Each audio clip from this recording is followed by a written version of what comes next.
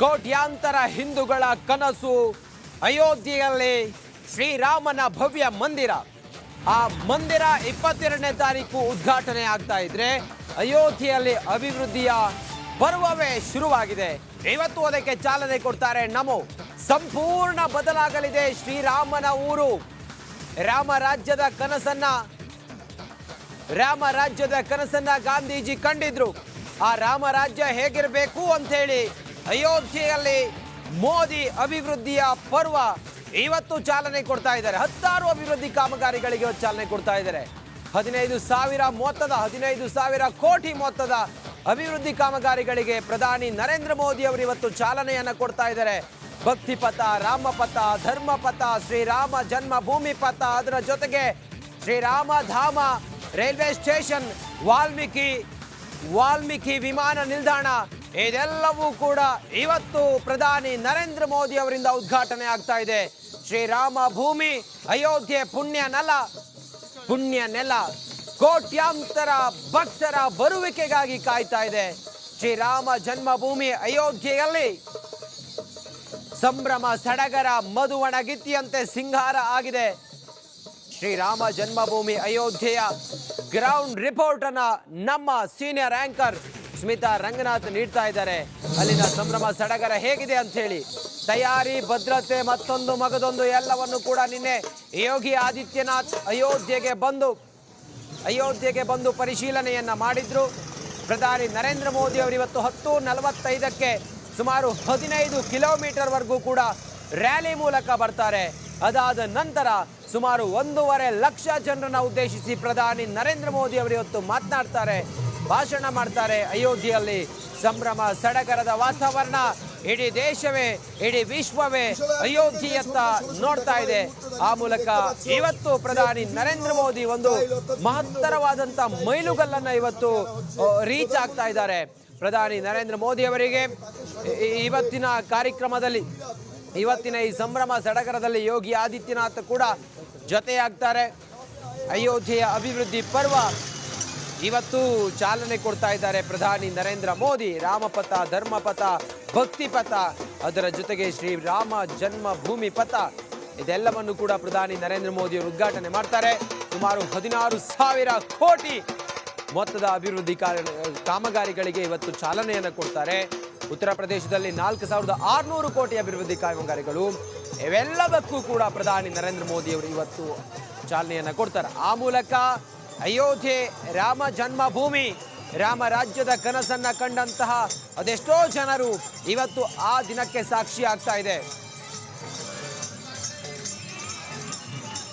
ಮತ್ತಷ್ಟು ಮಾಹಿತಿಯೊಂದಿಗೆ ಆ ಪುಣ್ಯ ಭೂಮಿ ಅಯೋಧ್ಯೆ, ಆ ಪುರಾತನ, ಆ ಗತವೈಭವದ ಭೂಮಿ ಅಯೋಧ್ಯೆಯಿಂದ ನಮ್ಮ senior anchor Smita Ranganath ground report ಅನ್ನ ಕೊಡ್ತಾ ಇದ್ದಾರೆ. ಇವತ್ತಿನ ಕಾರ್ಯಕ್ರಮ ಎಷ್ಟೊತ್ತಿಗೆ ಸ್ಟಾರ್ಟ್ ಆಗುತ್ತೆ, ಏನೇನಿರುತ್ತೆ, ಆ ಸಂಭ್ರಮ ಸಡಗರ ಹೇಗಿದೆ, ಮಧುವಣಗಿತ್ತಿಯಂತೆ ಹೇಗೆ ಸಿಂಗಾರ ಆಗಿದೆ, ಎಲ್ಲವನ್ನು ಕೂಡ ತಿಳಿಸ್ತಾರೆ Smitha Ranganath. Over to you.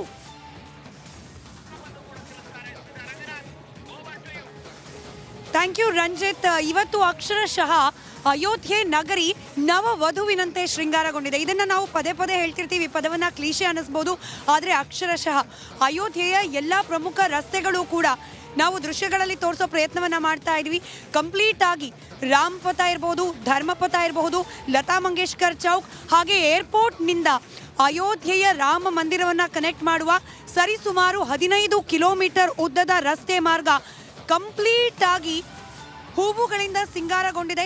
ಹಾಗೆ ರಸ್ತೆಯ ಉದ್ದಕ್ಕೂ ಕೂಡ ವಿವಿಧ ಕಲಾ ತಂಡಗಳು, ವಿವಿಧ ಸಾಂಸ್ಕೃತಿಕ ಕಲಾ ತಂಡಗಳ ಕಲಾ ಪ್ರದರ್ಶನವನ್ನು ಕೂಡ ಆಯೋಜನೆ ಮಾಡಲಾಗಿರೋದು.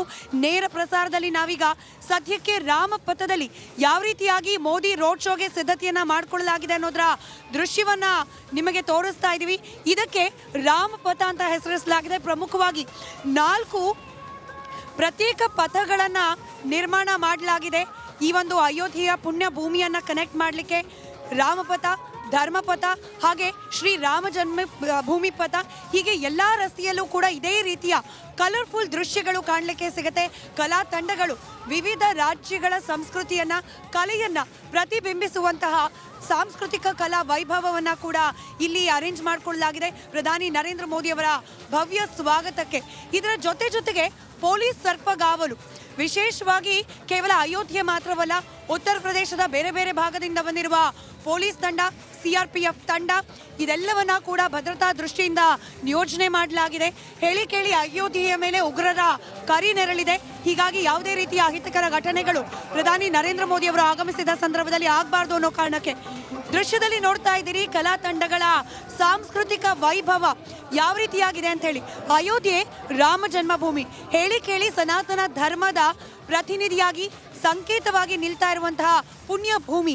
ಈ ಭೂಮಿಯಲ್ಲಿ ಬರುವ ಪ್ರತಿಯೊಬ್ಬರಿಗೂ ಕೂಡ ಭಾರತದ ಭವ್ಯ ಪರಂಪರೆಯ, ಇಲ್ಲಿನ ಭವ್ಯವಾದ ಇತಿಹಾಸದ, ಇಲ್ಲಿನ ಭವ್ಯವಾದ ಸಾಂಸ್ಕೃತಿಕ ವೈಭವದ ಪ್ರದರ್ಶನ ಆಗಬೇಕು ಅನ್ನೋ ಕಾರಣಕ್ಕೆ ಕಲಾ ತಂಡಗಳ ವೈಭವವನ್ನ ಕೂಡ ಇಲ್ಲಿ ನಾವು ಕಣ್ತುಂಬಿಕೊಳ್ಳಬಹುದು. ಈ ಎಲ್ಲ ಕಲಾ ತಂಡಗಳು ಪ್ರಧಾನಿ ನರೇಂದ್ರ ಮೋದಿ ಅವರ ಆಗಮನದ ನಿರೀಕ್ಷೆಯಲ್ಲಿದೆ. ಪ್ರಧಾನಿ ನರೇಂದ್ರ ಮೋದಿ ಅವರು ಆಗಮಿಸ್ತಾ ಇದ್ದಂತೆ ಈ ಕಲಾ ತಂಡಗಳ ವೈಭವ ಮತ್ತಷ್ಟು ಜೋರಾಗತ್ತೆ, ಮತ್ತಷ್ಟು ಕಲರ್ಫುಲ್ ಆಗುತ್ತೆ. ಈಗ ನಾವು ಹೋಗ್ತಾ ಇರೋದು ರಾಮಪಥದಿಂದ ಧರ್ಮಪಥವನ್ನ ಕನೆಕ್ಟ್ ಮಾಡುವ ಒಂದು ಮುಖ್ಯವಾದ ಸರ್ಕಲ್.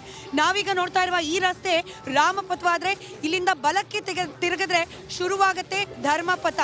ಈ ಒಂದು ಮಾರ್ಗದಿಂದ ಬಂದು ಪ್ರಧಾನಿ ನರೇಂದ್ರ ಮೋದಿ ಅವರು ಎಡಕ್ಕೆ ತಿರುಗಿ ರಾಮಪಥವನ್ನ ಎಂಟರ್ ಆಗ್ತಾರೆ. ಅಲ್ಲಿಂದ ಅಯೋಧ್ಯೆಯ ರಾಮ ಮಂದಿರ ನಿರ್ಮಾಣಕ್ಕೆ ಸಂಬಂಧಪಟ್ಟಂತೆ ಆಗ್ತಾ ಇರುವ ಅನೇಕ ಮೂಲಭೂತ ಸೌಕರ್ಯಗಳ ಅಭಿವೃದ್ಧಿ ಯೋಜನೆಗಳೇನಿದೆ ಇದಕ್ಕೂ ಕೂಡ ಇವತ್ತು ಚಾಲನೆಯನ್ನ ನೀಡಲಿದ್ದಾರೆ.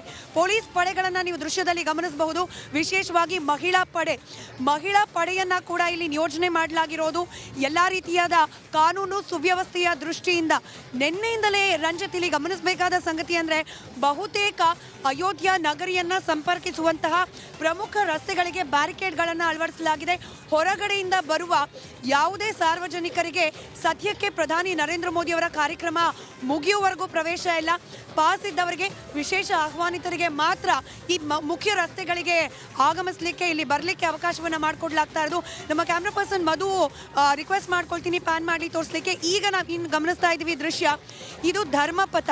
ಪ್ರಮುಖವಾಗಿ ಸೂರ್ಯ ವಂಶಸ್ಥ ರಘುರಾಮ ಅಂತ ಹೇಳಿ ಪರಿಗಣಿಸಲಾಗುತ್ತೆ. ಹೀಗಾಗಿ ಆತನ ವಂಶವನ್ನ ಪ್ರತಿನಿಧಿಸುವ ಸೂರ್ಯ ಸ್ತಂಭಗಳನ್ನ ಇಲ್ಲಿ ನಿರ್ಮಾಣ ಮಾಡಲಾಗಿದೆ.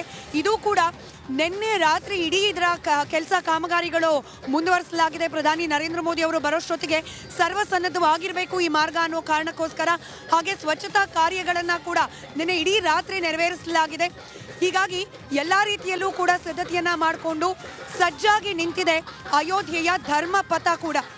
ಇಲ್ಲೂ ಕೂಡ ಈ ಧರ್ಮಪಥದ ಮಾರ್ಗದುದ್ದ 2 ಕಿಲೋಮೀಟರ್ ಸರಿಸುಮಾರು ಈ ಧರ್ಮಪಥದ ಮಾರ್ಗ ಇದೆ.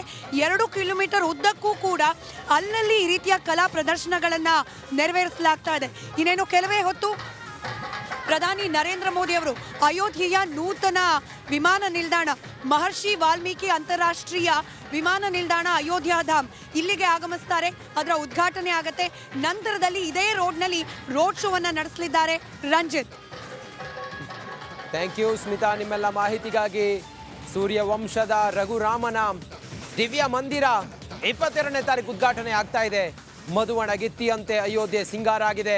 ಕೋಟ್ಯಾಂತರ ಹಿಂದೂಗಳು ಕಂಡಂತ ಕನಸು ನೆರವೇರುವ ದಿನ ಬಂದಿದೆ. 500 ವರ್ಷಗಳ ಆ ಹೋರಾಟದ ಹಾದಿ ಅವೆಲ್ಲವೂ ಕೂಡ ಈಗ ಮುಗಿದು ಸಂಭ್ರಮ ಸಡಗರದ ವಾತಾವರಣ ಅಯೋಧ್ಯೆಯಲ್ಲಿ, ರಾಮ ಜನ್ಮಭೂಮಿಯಲ್ಲಿ ಅಯೋಧ್ಯೆಯ ಆ ಒಂದು ಸಂಭ್ರಮ ಸಡಗರಕ್ಕೆ ಸಾಕ್ಷಿ ಆಗ್ತಾ ಇದೆ.